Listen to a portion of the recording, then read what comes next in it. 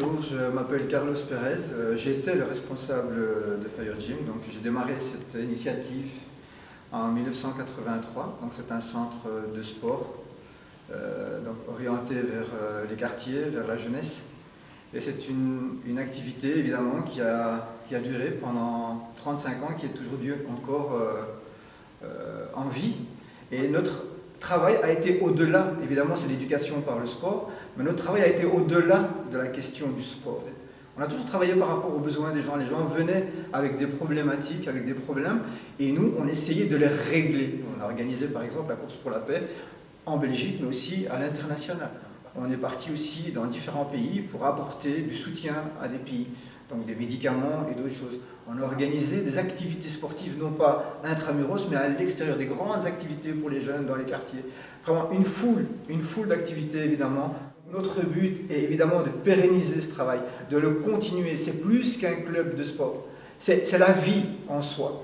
Donc moi, évidemment, depuis déjà 1983 jusqu'à aujourd'hui, je passe le flambeau à une nouvelle équipe. Mais pour prendre le flambeau de Fire Gym, on va pouvoir le pérenniser, on va pouvoir continuer. Et vous savez que nous ne sommes pas une multinationale, nous sommes un petit club de quartier. Et les soutiens sont pour nous importants.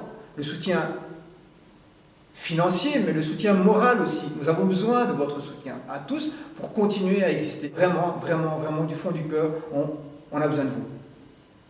Barbara, toi. Merci Carlos, bonjour à tous, donc je suis Barbara et actuellement je manage Fire Gym.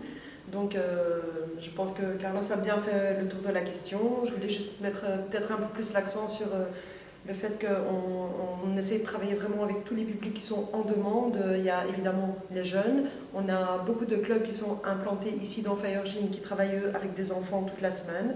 On a des activités spécialement pour les femmes, spécialement pour les seniors.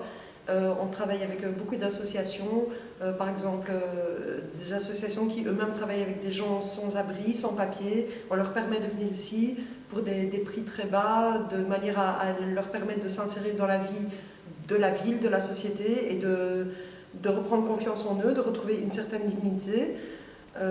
Donc tout ce travail-là, évidemment, c'est beaucoup d'implication au niveau humain, au niveau personnel, mais il y a aussi le problème financier qui se pose et donc on en vient à la crise Covid-19 donc, qui nous a obligés à fermer nos portes depuis le 12 mars. On est dans la situation où actuellement on ne peut plus payer nos factures. On a appris que la réouverture des salles de sport ne se ferait pas au minimum avant le mois de juillet. Et pour nous, juillet et août, ce sont des périodes très très calmes où il n'y a rien qui se passe, il y a peu d'argent qui rentre et donc en fait on a besoin de tenir maintenant jusqu'au mois de septembre pour pouvoir reprendre les activités et remettre le club en route et continuer ce beau travail qu'on fait. Voilà, le fait de nous soutenir pourra nous permettre de continuer ce travail. Donc au nom de nous et de toute l'équipe et de tous les jeunes qui profitent de nos actions, nous vous remercions.